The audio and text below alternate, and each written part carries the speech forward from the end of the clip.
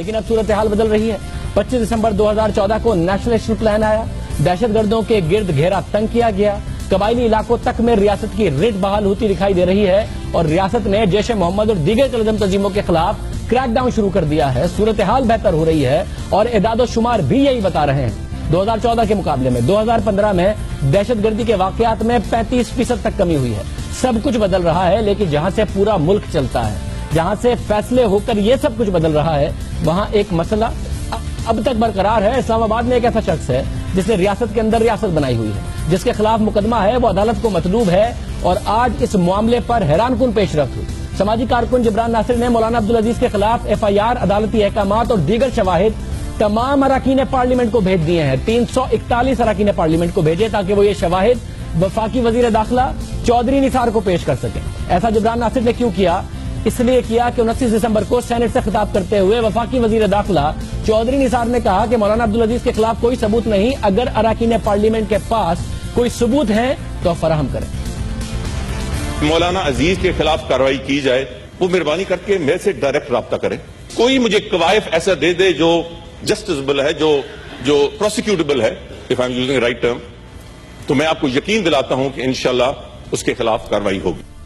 ہم اپنے پروگرام میں بھی بتا چکے ہیں کہ اسلام آباد میں مولانا عبدالعزیز کے خلاف نہ صرف مقدمہ درج ہے اور عدالت سے مفرور بھی قرار دیے جا چکے ہیں، لیکن پولیس اسے گرفتار کرنے سے ہچکچا رہی ہے۔ اسلام آباد میں لال مسجد کا معاملہ ایک بار پھر سے گھوم رہا ہے۔ حکومت مفرور ملزم کو گرفتار کرنے کی بجائے شہریوں کو اذیت میں مبتلا کرتی ہے۔ اسلام آباد میں کئی مرتبہ جمعے کے دن لال مسجد میں مولانا عبدالعزیز کا ٹیلی فونک خطبہ روکنے کے لیے موبائل فون سروس معطل کر دی گئی۔ جبران ناصر کہتے ہیں کہ معطلی کے لیے PTA کی طرف سے ایک ای میل موبائل کمپنیز کو کی گئی اور جبران ناصر کے مطابق اس ای میل میں خاص طور سے کہا گیا کہ میڈیا کو یہ بات نہ بتائی جائے، اور یہ ای میل آپ اسکرین پر دیکھ رہے ہیں۔ جبران ناصر ہمارے ساتھ موجود ہے۔ جبران، آپ اسلام آباد میں ہیں، TCS کیا ہے آپ نے، 341 MNAs کو باقاعدہ کوریئر کر کے رسیدیں آپ نے سوشل میڈیا پر جاری کی ہیں۔ کیا چاہتے ہیں آپ؟ چوئیسار صاحب تک پیغام پہنچانا چاہتے ہیں؟ کیا مقصد ہے آپ کا؟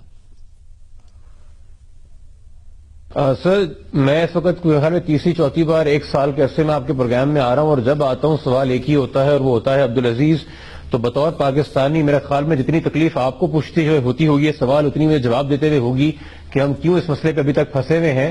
اور جب یہ پارلیمنٹ کے فلور پہ بات کر دی گئی، اگر یہ بات کر دیتے چودھری نثار صاحب بطور وزیر داخلہ کہ جی پولیس انویسٹیگیٹ کر رہی ہے، ہم ثبوت ڈھونڈ رہے ہیں، کارروائی ہو رہی ہے، ہم دیکھیں گے کیا پتہ چلے گا، تو چلے ہمیں بھی تھوڑی بہت آس ہوتی۔ مگر جب آگے انہوں نے یہ کہہ دیا 18 دسمبر کو کہ جی کوئی کیس ہی نہیں بنتا، کوئی گرفتاری کی وجہ ہی نہیں بنتی، اور پھر یہ بھی کہہ دیا معصوم بن کے کہ وہ ایویڈنس جمع کرا دے، تو میں اس لیے بھی بہت حیران تھا کہ ان کے ساتھ جو 341 باقی اراکین اسمبلی ہیں وہ کیوں اتنے خاموش تھے، چونکہ ان میں سے کئی ہمارے ساتھ آگے کھڑے بھی ہوئے تھے جب ہم نے مظاہرے کیے تھے پچھلے سال اور یہ بات کی تھی۔ تو میں نے بس جو ہمارے پاس جو ہمارا کرمنل کیس تھا اس میں جو کورٹ کے آرڈر ہے جس میں وارنٹ تک ہے، یہ پورا جو فولڈر ہے اس میں وارنٹ کی کاپی ہے سرٹیفائیڈ، اس کے اندر جو اشتہاری ڈکلیئر ہوا ہے عبدالعزیز کورٹ سے اس کی کاپی ہے، اس میں پولیس کے بیانات ہیں کہ عبدالعزیز روپوش ہے، بھاگتا پھر رہا ہے۔ ساتھ ساتھ اسلام آباد میں دارالحکومت میں زندگی جو مفلوج ہو جاتی ہے لوگوں کی، جو کہ PTA جو ہے ہر جمعے کو بند کر دیتی ہے، تو یہ PTA کی نوٹیفیکیشن بھی اس میں ہے جس میں واضح لکھا ہوا ہے کہ لال مسجد اور جامع حفظہ کی وجہ سے بند ہوتی ہے، اور PTA نے یہ بھی کہا تھا آگے ٹیلی کام کو کہ کسی میڈیا چینل کو مت بتانا کہ ہم یہ کیوں بند کر رہے ہیں۔ ساتھ ساتھ IG اسلام آباد، اس سے زیادہ تو میرے خیال میں کوئی ذمہ دار دفتر نہیں ہو سکتا نا پورے اسلام آباد کے اندر۔ IG اسلام آباد ایک سال پہلے رپورٹ لکھتا ہے کہ جی عبدالعزیز کے داعش سے تعلقات ہیں، الیجنس ہو گئی، وہ اناؤنس کر رہے ہیں، ان کے خلاف کوئی ایکشن لیا جائے۔ چودھری نثار صاحب اگنور کر دیتے ہیں رپورٹ کو، ایک سال بعد جو ہے نجی چینل کے اوپر اٹیک ہوتا ہے اور داعش آ کے جو ہے اس کی رسپانسبلٹی کلیم کر لیتی ہے۔ اس کے علاوہ انٹیلیجنس ایجنسی جو اخبارات میں چھپی وہ رپورٹ بھی سامنے آئی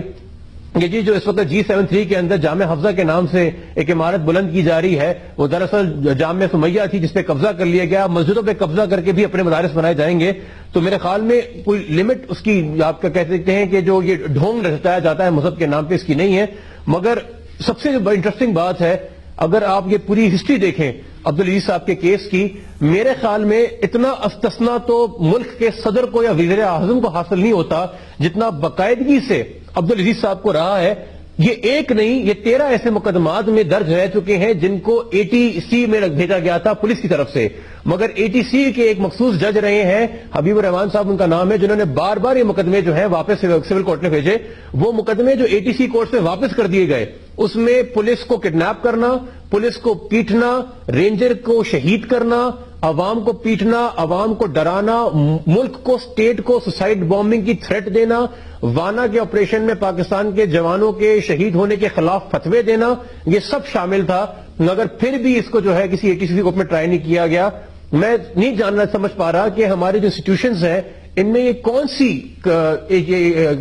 کنٹرول اور انفلوئنس کے بندہ بیٹھا ہوا ہے۔ میں ایز سٹیزن یہ ایویڈنس سامنے رکھ سکتا ہوں اور امید کر سکتا ہوں